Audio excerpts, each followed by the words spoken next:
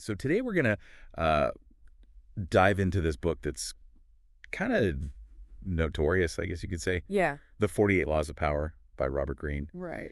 And it's a really fascinating look at how power dynamics work, how people throughout history have sort of gained and maintained power. Yeah. So it's not really like a self-help book. It's more like a... It's not like 7 Habits. Yeah, exactly. Yeah. It's a little bit more cutthroat. Observing, yeah. And it can be unsettling. Yeah, and it's interesting, too, because the examples he uses are all over the place. He's Right. got ancient rulers and then con men and, all sorts of people in between. Yeah, he's got figures like P.T. Barnum. Oh, yeah. Machiavelli. Yeah. So Well, over the spectrum. it's this really kind of crazy journey through history, just focused on this idea of power. Right. And I think what we want to do today is not necessarily say like, oh, these are good things to do or bad things to do, Yeah. but really just kind of examine them and... Understand them. Yeah. And maybe see if we can recognize some of these dynamics like at play in our own lives. Yeah. Or in the world around us. Absolutely. So should we just kind of jump right in? Yeah, let's start with, I think, one of the most interesting laws, which is law number 6. Okay. Court attention at all cost. Okay, so this is all about like making a splash, making yourself known, right? Yeah, the idea is if you're invisible, you're essentially powerless. Yeah. You need to cultivate attention. You need to stand out from the crowd. Yeah, it's like if you think about nature, like, the most brightly colored bird Right. gets the attention, right? It's right. It's that kind of thing. Exactly. And Greene talks about how you need to appear larger than life, more colorful, even more mysterious. Right. Anything to sort of capture people's attention and stand out. And he uses P.T. Barnum as like A great example. the ultimate example of Yeah. this. And Barnum understood that even bad publicity is better than no publicity. Oh, yeah. There's that famous story about him Oh, I love that story. walking around Annapolis Yeah. in a brand new black suit, Uh-huh. and people just assumed he was somebody important. It's like a dignitary or something. Exactly. And started following him around. Yeah. And he didn't even plan it at first, but then he was like, oh, I see what's happening here. Right. And he just rolled with it. He totally embraced it. Yeah. Yeah. And then you contrast that with someone like Count Lustig, the famous con man, Oh, yeah. who had a totally different approach. Totally opposite. Right. Lustig was all about mystery. Yes. It was very quiet, very aloof. And that kind of made people lean in even more. Right. It created this aura Yeah. of intrigue around him. Right. And people were just drawn to that. It's that whole like still waters run deep kind of thing. Exactly. Like he seems so much more profound because he wasn't constantly, right. saying stuff. It makes you think about the different ways you can court attention. Yeah. You have the Barnum approach, which is like Loud and in your face. very out there, very flamboyant. Yeah. And then you have the Lustig approach. The quiet, mysterious type. Right, exactly. Both effective. Yeah, but totally different. In different ways. Yeah, so I guess the question for our listener is like, have you ever, noticed someone doing this? Yeah. Or have you ever done this yourself? Or do you find yourself drawn to Yeah. one type or the other? Yeah, are you the person who kind of, likes to be the center of attention, or are you more drawn to the quiet ones. the quiet, mysterious types? Okay. Yeah. It's an interesting thing to think about. Absolutely. Okay, well, let's move on to another law that I think is pretty juicy. Okay. Law number 7. Get others to do the work for you, but always take the credit. Ooh, that one is a little This is where it gets a little shady. Machiavellian. Yeah. So this is basically saying, like, be the brains of the operation, Right. but get other people to do the actual work and then make sure that you're the one. Yes. Delegate the grunt work. Yes. And then step in and take the credit for the finished product. Exact. And Greene uses Louis XIV as a great example of this. Oh, the Sun King. Yeah, the Sun King, right? With Yeah, Versailles. I mean, yeah. that was a massive undertaking. Huge. Building that palace, Yeah. hosting those extravagant parties. All the landscaping. Yeah. Crazy. But Louis XIV wasn't the one actually managing the finances. Right. Or overseeing the construction. Right. He had Colbert to do that. Exactly. Colbert was the one doing the heavy lifting. Yeah. But it was Louis who was the face of it all. Yeah. And people associated Versailles with Yeah. Louis, Right. not with Colbert. Exactly. It was all about the perception of power. Yeah. And I mean, that's kind of how it works, right? Like, Right. the people at the top get the credit, even if there's like A whole team of a people. whole army of people behind them doing the work. Yeah.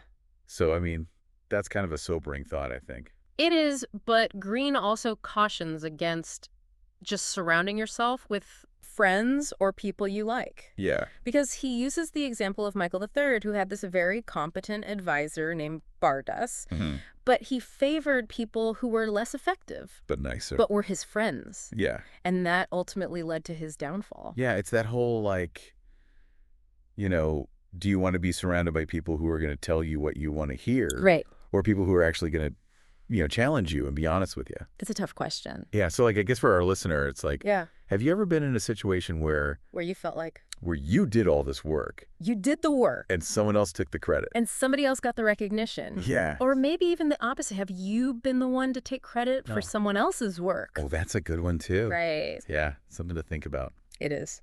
All right, let's move on to another law. Okay. This one is law number 12. Use selective honesty and generosity to disarm your victim. So this one's all about strategic kindness. Like weaponized kindness. Yeah, almost like that Trojan horse. Yeah, Where you're giving a gift, right. there's something else hidden inside. Right, it's not totally selfless. Exactly. Wow. You're doing it for a reason. Right. And Greene uses the example of Lord John Gordon, Right. and Jay Gould. Uh-huh. So Gordon exposed these fake stock certificates that Gould was involved with, Right. and it seemed like he was doing Gould a favor. Like he was the good guy. Right, like he was this honest broker, Yeah. but really he was doing it to gain Gould's trust. So he could get something else. Exactly. Yeah. It was all part of a larger scheme. Yeah, so it's like that honesty wasn't really honesty. It was a way to Yeah. to get what he wanted. But Greene also talks about how, like, if you're someone who's known to be dishonest, Right. if you suddenly try to be honest, people are going to be like, What do you have to do? exactly. It's going to backfire. Yeah. He brings back Count Lustig. Oh, Lustig. He's everywhere. He's the master. That master con man. Right. Yeah. And Lustig almost sold the Eiffel Tower I know, it's crazy. for scrap metal. I mean, how do you even come up with that? I know it's audacious. Yeah. But it almost worked. It almost worked. And even when the guy got suspicious, Right. Lustig almost still pulled it off because his reputation as a con man Was so well established was so strong. that it made it seem plausible. Right. Like, of course, this guy is trying to sell the Eiffel Tower. Right. Yeah. So it's like you can use honesty as a weapon, but only if you're not known for being honest. That's a delicate balance. Yeah. Right? Have you ever, been in a situation where someone's like unexpected honesty made you kind of Yeah. Where you're like, suspicious? what's going on here? Yeah. Huh. Like, why are you being so nice to me all of a sudden? Exactly. What do you want? Yeah. It's kind of a human instinct, I think. It is. Yeah. All right, let's move on to law number 13. When asking for help, appeal to people's self-interest, never to their mercy or gratitude. Okay, so this is all about persuasion, basically, right? Yeah. Like how to get people to do what you want. And Greene says, forget about appealing to their emotions. Don't tug at the heartstrings. No! Yeah. Don't remind them of past favors. Yeah. You have to show them what's in it for them. So like a very transactional kind of thing. It is. Yeah. He uses the example of the Athenian ambassadors trying to convince Corcyra to ally with them against Corinth. Okay. Now, Corinth tried to appeal to Corcyra's sense of, historical loyalty. Right. But the Athenians were like, no. Here's what you're going to get. Here's how this benefits you. If you join us. If you side with us, Yeah. this is what you get out of it. Yeah. And it worked. We worked. They won the alliance. Right. And then he also talks about Genghis Khan, Oh, wow. who initially wasn't that interested in China. But his advisor, Yelu Chuchai, was like, Hold on a second. hold on a second. There's a lot of potential revenue here. You can make a lot of money. You can tax these people. Yeah.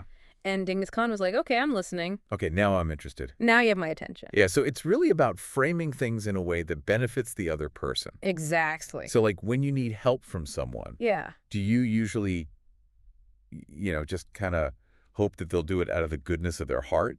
Right. Or do you think about like, okay, what's in it for them? How can I make this How can I make this a win-win? mutually beneficial? Yeah, it's a good thing to consider. Yeah. Okay, next up we have law number 14. Pose as a friend, work as a spy. Ooh, sneaky. This is all about getting information Yeah. on your rivals or anyone you need to like understand better. Right. So it's basically saying, be friendly on the surface, Yeah. but be gathering intel. But secretly be collecting information. Yes, like a little spy. Exactly. A little bit devious. It is, But I guess it's kind of necessary in a lot of situations. especially if you're in a competitive field, Yeah. you need to know what your rivals are doing. Their weaknesses, Yeah. their strengths. Yeah. It's interesting that, like, the excerpts we have don't really give specific examples for this one. Right. But it really makes you think about, like, how this plays out. In different contexts. In all different areas of life. Yeah. Like in business, for sure. Absolutely. But also just in, like, personal relationships. Yeah. You know, like, if you're trying to Understand someone. understand someone or figure out their motivations, Yeah. it's a good skill to have. Yeah. So how do you get information on your rivals or people you need to understand? Yeah. Are you a good listener? Are you paying Are attention? you observing? Yeah, it's probably more about listening than talking. Absolutely. Okay, let's move on to a law that's pretty direct. Okay.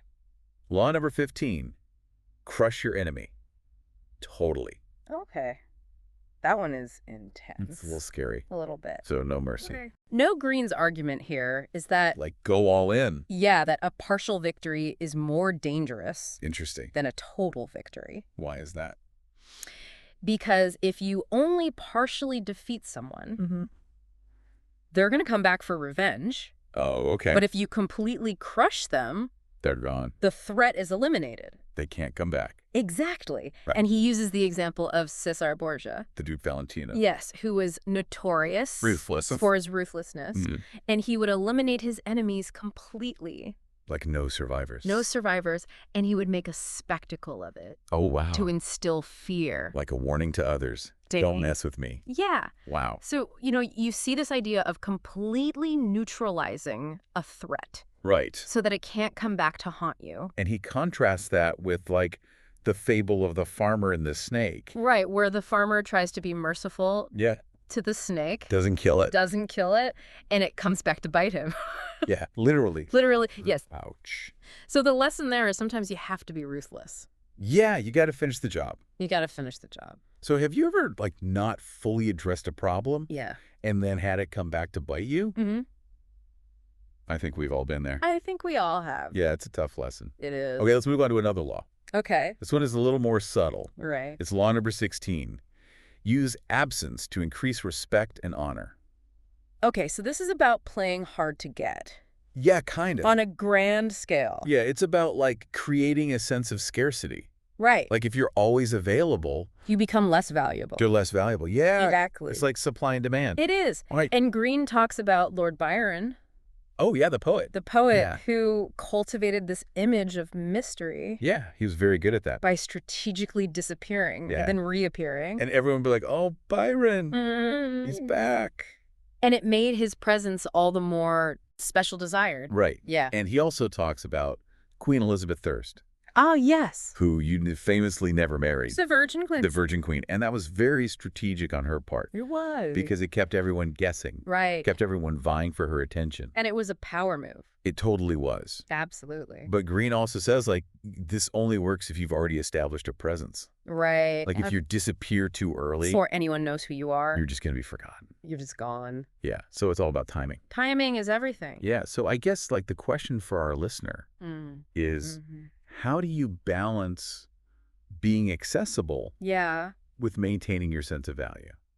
That's a good question. Yeah. And it's something that we all navigate all the time. in different ways. Yeah. In our personal lives. In our professional lives. In our work lives, yeah. Okay. So we kind of jumped around a little bit with the laws, We did. but I want to go back to law number 3 because I think it's really important. All right. It's conceal your intentions. Ah, yes, the art of deception. Yeah. This is all about being a little bit sneaky. Keeping your cards close to your chest. Yeah. Don't let people know what you're really up to. Right, So Greene talks about how you can use decoys. You can set up smoke screens. right.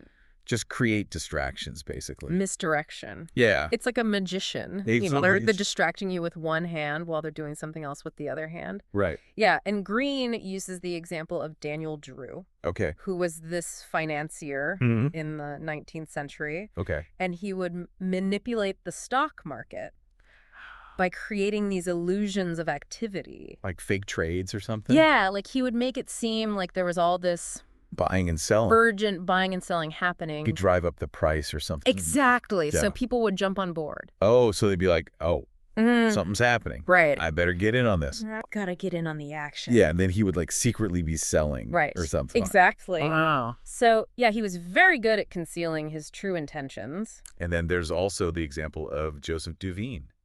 Ah, yes, the art dealer. The art dealer. Who helped create the National Gallery of Art. Right. With Andrew Mellon. Yeah, and it seemed like a very philanthropic thing. It did. But it was also a way for Duveen to benefit his wealthy clients. By helping them avoid taxes. Right. And preserve the value of their art. Interesting. So it's like he was doing something good?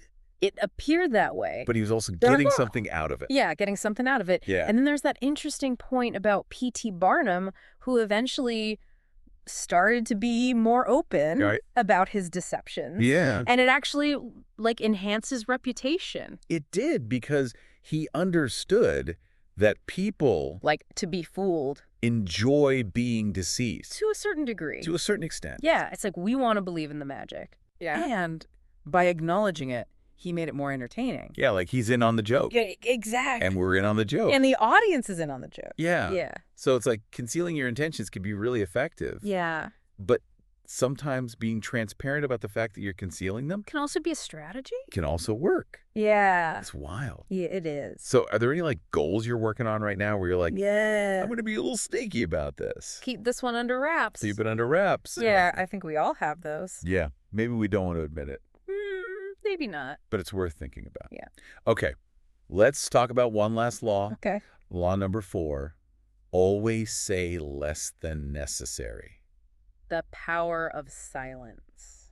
Yeah. This one is tough for me. It is for a lot of people. I'm a talker. Yeah. But Greene's argument is that the less you say, the more powerful you seem. The more powerful you seem, because it creates this aura of mystery. Right. It forces other people to fill in the blanks. And they might even come up with like better ideas than you had. Exactly. And then you can be like, yeah, that was what I was thinking all along. That's right. Yeah, sneaky. He talks about Louis XIV again, who would just listen to his ministers for hours. And then at the end, he would just say, I shall see. I shall see. And that was it. And that was it. And they'd be like, oh my God, what does that mean? Yeah. I got to figure this out. It kept them in suspense. Yeah. And it reinforced his authority. Because he wasn't giving anything away. Right. Yeah. And Cardinal Aretz even said that it's often more damaging for a leader to say foolish things. Than to do them. Wow. Yeah, I guess, like, words can really come back to haunt you. They can. Yeah. And then Greene tells the story of Zhuge Liang, who was this brilliant strategist. And he was facing this massive enemy army. Okay. With a tiny force. And instead of, panicking or trying to defend the city. What'd he do? He ordered the gates to be opened. What? I know. That's crazy. And he just sat on the wall. Like, come on in. Yeah, and he played his lute. He's so chill. I know. And the embassy commander was so freaked out. He thought it was a trap. Right. Like, how could this guy be so calm? Right. There's got to be something else going on. Exactly. So he retreated. Yeah. Wow. So he used silence and like this unexpected action. To intimidate his enemy. Yeah. It's brilliant. It's like psychological warfare. It is. Yeah. So in your own communication, do you tend to talk a lot? Or are you more reserved? Are you comfortable with silence? Yeah. Do you like to over-explain things or... Do you like to keep people guessing? Yeah, it's an interesting thing to think about. It is. So I think we've covered a lot of ground today. We have. With the 48 laws of power. A lot of juicy laws. Yeah, we talked about the importance of getting attention. Right. Using other people to your advantage. Being strategic with your honesty. Yeah. The power of silence. Yeah, and so much more. Yeah. And I think the main takeaway is that, like, these laws... They offer a pretty... They're a little bit cynical. Cynical, yeah. But they can also be really helpful. In understanding. In understanding how the world works. The dynamics of power. Yeah, and how people gain and maintain power. Absolutely. So for our listener... Yeah. I would just say, like, think about which of these laws you see in action. You see in action every day. Yeah. In your own life and the world around you. What are the potential benefits and drawbacks of using these laws? Of using these tactics. And how can you use this knowledge to your advantage to navigate the world? The complexities of power. Yeah, because power's everywhere, It is. whether we like it or not. Right. So yeah, I think the 48 Laws of Power is definitely a book that will Make you think. make you think Yeah. and maybe see the world a little differently. Yeah. So go check it out. And let us know what you think. Yeah, let us know which laws resonate with you. Absolutely. All right, thanks for listening. Thanks for joining us.